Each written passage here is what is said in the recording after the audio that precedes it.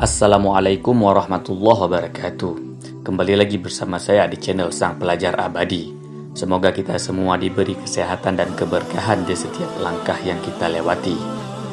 Nusantara termasuk wilayah dengan populasi muslim terbanyak di dunia. Wilayah ini juga melahirkan begitu banyak ulama Islam. Bahkan di antara mereka ada yang levelnya mencapai level internasional. Kali ini kita akan membahas tentang biografi singkat 5 ulama asal Nusantara yang namanya dikenal di seluruh dunia Islam. Siapa sajakah mereka?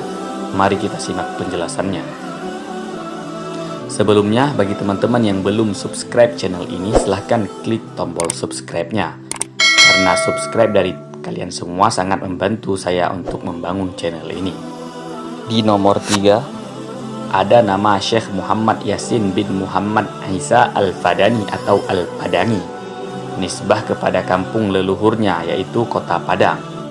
Beliau lahir di kota Mekah Al-Mukarramah pada tahun 1915, tepatnya pada distrik Misfalah, daerah yang diyakini menjadi tempat kediaman Abu Bakar As-Siddiq sewaktu tinggal di Mekah.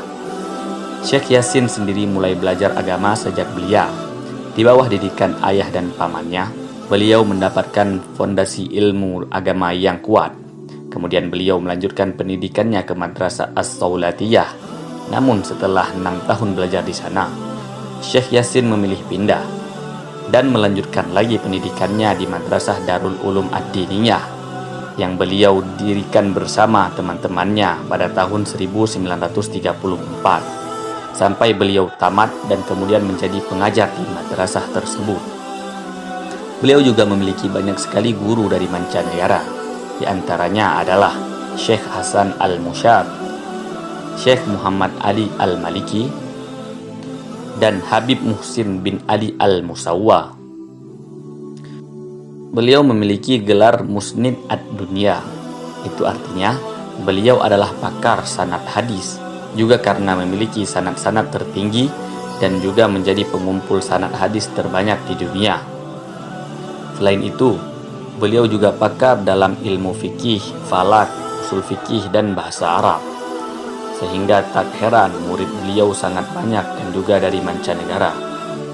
Di antara murid beliau yang berasal dari Indonesia adalah Kiai Haji Maimun Zubair atau yang lebih dikenal dengan sebutan Mbah Mun, Kiai Haji Sahal Mahfud, mantan Ketua Majelis Ulama Indonesia periode 2000 sampai 2014. Dan murid beliau dari mancanegara juga sangat banyak. Di antaranya Syekh Sayyid Alawi Al-Maliki, Syekh Aiman Suwaid, Syekh Ali Jum'ah, Syekh Ali As-Sabuni, dan lain-lain. Karya-karya yang beliau tulis juga tidak sedikit, bahkan dari berbagai disiplin ilmu. Di antaranya kitab Bughyatul Mushtaq Syarah Al-Luma' fi Usulil Fiqh. Ada juga kitab yang berjudul Risalah fi Ilmil Mantiq. Dan ini adalah kitab beliau yang berjudul Min Dafa'inil Musnad Al-Fadani Al-Makki, yaitu kitab hadis beserta sanadnya. Juga ada Al-Fawaid Al-Janniyah ala Qawaidil Fiqhiyah yang sampai sekarang masih jadi buku ajar di Universitas Al-Azhar. Setelah mengukir sejarah dengan tinta emas, beliau pun wafat di kota Mekah di tahun 1990 pada usia 75 tahun, dan beliau dimakamkan di komplek perkuburan Al-Ma'la Mekah. Semoga Allah membalas seluruh jasa beliau. Syekh Ahmad Khatib Minangkabawi adalah seorang ulama besar kelahiran tahun 1860 di Sumatera Barat, tepatnya di kota Nagari Tuwo. Ayah beliau bernama Abdul Latif bin Abdurrahman yang merupakan seorang ulama besar Minangkabau, dan ibu beliau bernama Limbak Urai binti Tuanku Nan Rancak. Tuanku Nan Rancak juga merupakan seorang ulama padri. Syekh Ahmad belajar dasar agama dari sang ayah sejak masih kecil, dan beliau juga belajar bahasa Inggris di Mulo, sekolah yang didirikan Belanda. Ketika umur 11 tahun, beliau dan ayahnya berangkat ke Mekah untuk melakukan ibadah haji. Tapi mereka tidak langsung kembali ke tanah air, melainkan menetap di sana selama 5 tahun demi belajar agama lebih mendalam. Di kota Mekah, Syekh Ahmad belajar dari banyak masyayikh. Di antaranya adalah Syekh Abu Bakar Syattah yang merupakan pengarang dari kitab I'anatut Thalibin.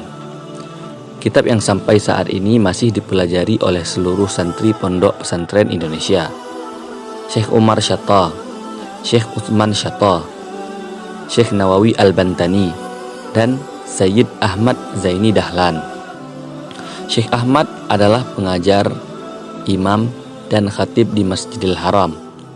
Ini terjadi karena kepandaian beliau dalam berkhutbah, juga karena pernah suatu ketika beliau mengoreksi bacaan imam Masjidil Haram saat itu, yaitu Syarif Mekah Syekh Aunur Rafiq.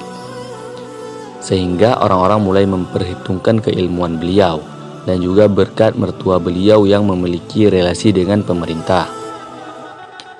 Banyak sekali murid berdatangan untuk mengambil ilmu dari beliau, dan banyak pula yang menjadi ulama hebat dan masyhur di daerahnya masing-masing, seperti Kiai Haji Ahmad Dahlan, Kiai Haji Hashim Asy'ari, Kiai Haji Wahab Hasbullah, juga Haji Abdul Karim Amrullah, ulama besar Padang yang dikenal sebagai Haji Rasul, yang juga merupakan ayah dari ulama, budayawan, jurnalis, serta politikus masyhur Indonesia, yaitu Haji Abdul Malik Karim Amrullah alias Buya Hamka, dan lain-lain, seperti pada pernyataan berikut. Menurut pernyataan beliau, jumlah kitab yang telah beliau tulis ada 47 kitab dalam dua bahasa, yaitu Melayu dan Arab. Karya beliau juga tersebar di Suriah, Turki, dan Mesir. Berikut beberapa karya beliau. An-Nafahat Hasyiyah Al-Waraqat. Kitab ini adalah kitab usul fikih. Al-Jawahir An-Naqiyah fil A'mal Al-Jaibiyah. Kitab ini adalah kitab yang beliau tulis di bidang ilmu falak. Manhajul Istiqamati fid Din bis Salamah. Kitab ini adalah kitab yang membahas tentang sistem warisan dan menjawab pertanyaan masyarakat Minang kala itu. Irsyadul Hayari fi Izalati Ba'di Syubhatin Nasara. Kitab ini beliau tulis dengan tujuan membantah syubhat yang disebarkan misionaris Kristen Belanda di Indonesia saat itu. Pada saat berusia 58 tahun, Syekh Ahmad menulis kitab terakhirnya tentang autobiografi beliau sendiri atas permintaan murid-muridnya. Dan beliau wafat tak lama setelah itu pada tahun 1916 di Mekah dan dimakamkan di pemakaman Ma'la. Semoga Allah merahmati beliau. Syekh Muhammad Nawawi bin Umar bin Arabi At-Tanari Al-Bantani Al-Jawi, atau lebih dikenal dengan Syekh Nawawi Banten, adalah seorang ulama kelahiran Kampung Tanara, Serang, Banten pada tahun 1815. Beliau lahir dari keluarga ulama Banten. Ayah beliau adalah Kiai Haji Umar bin Arabi, seorang pemimpin masjid di desanya yang menjadi cikal bakal berdirinya pesantren keluarga mereka. Dan ibu beliau adalah Nyai Zubhidah, seorang wanita solehah dan taat beragama. Adalah sang ayah yang pertama kali mengajarkan beliau dasar-dasar agama selama 3 tahun. Hingga akhirnya di umur 8 tahun, beliau direstui orang tuanya untuk melanjutkan belajar ilmu agama kepada Haji Sahal dan kemudian kepada Raden Haji Yusuf. Beliau adalah ulama terkenal di Purwakarta. Saat kembali ke kampung halaman, beliau sempat mengajar di pesantren ayahnya selama beberapa tahun, hingga akhirnya memutuskan untuk belajar agama di negeri Mekah sembari pergi berhaji.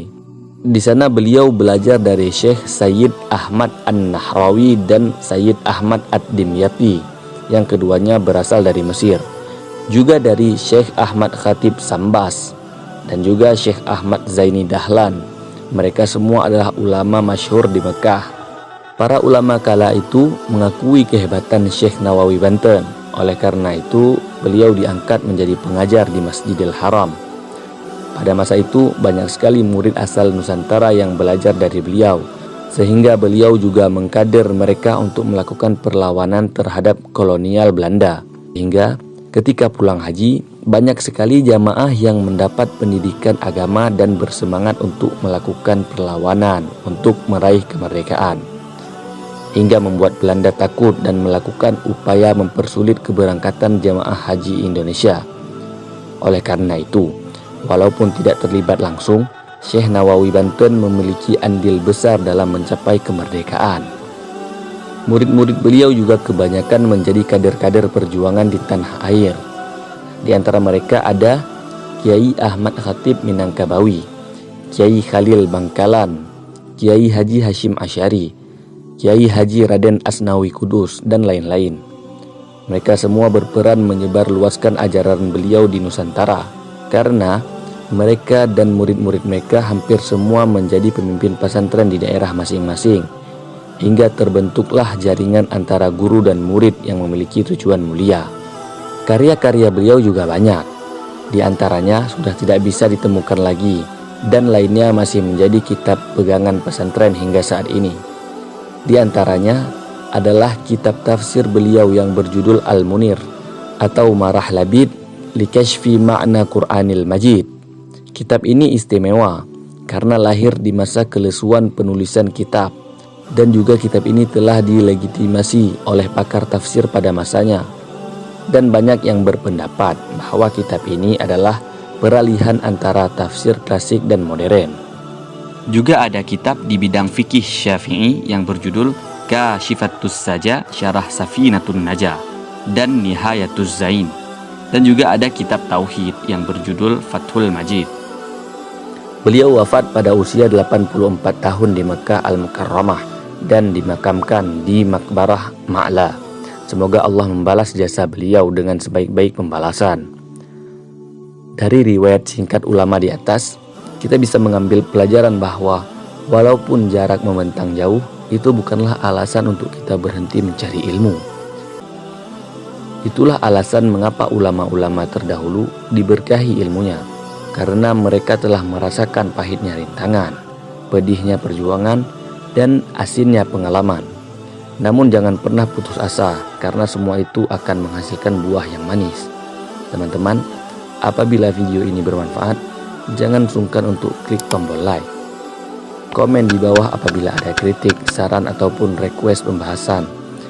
Dan klik tombol subscribe-nya agar bisa melihat video terbaru dari channel ini. Wassalamualaikum warahmatullahi wabarakatuh. Jangan malas belajar.